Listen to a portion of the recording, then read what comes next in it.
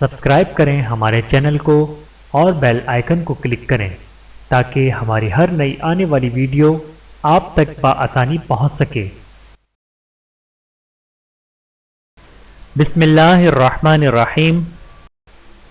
سب سے بڑی سلطنت اپنے نفس کا حکمران ہونا ہے۔ سب سے بڑی جنگ تنہا بیٹھے شخص کا اپنے خیالات لڑنا ہے۔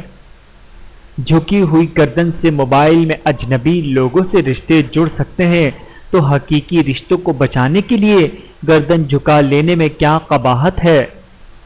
اپنے دل کو مضبوط بناؤ اور اللہ پر یقین رکھو، وہ تمہاری ہر مشکل آسان کر دے گا۔ اے اللہ، مجھے قدم قدم پر تیری رضا کی تلاش ہے۔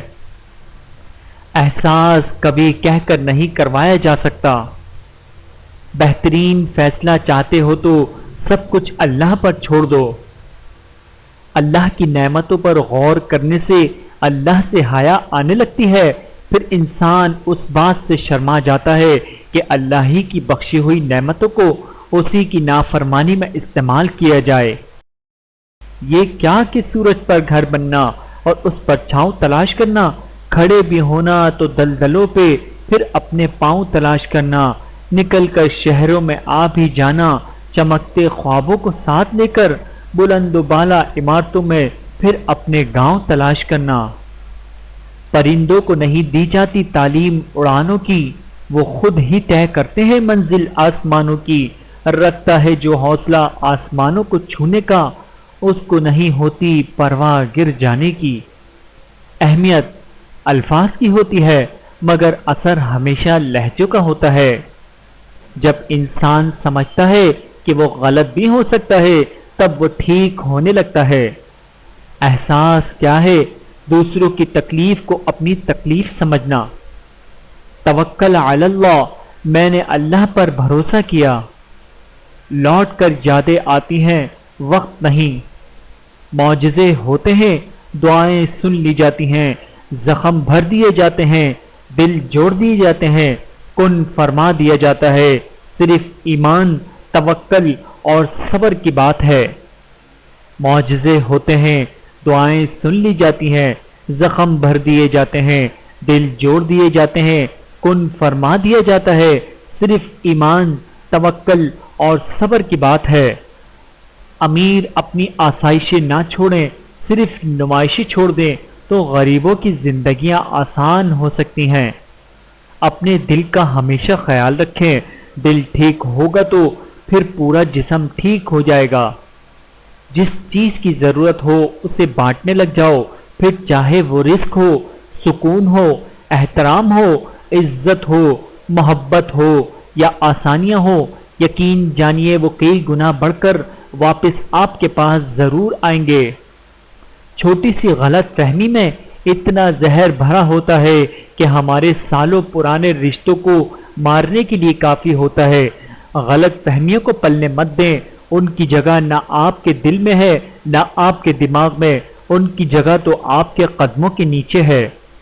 عدیم اب تک وہی بچپن، وہی تخریب کاری ہے، قفس کو توڑ دیتا ہوں، پرندے چھوڑ دیتا ہوں۔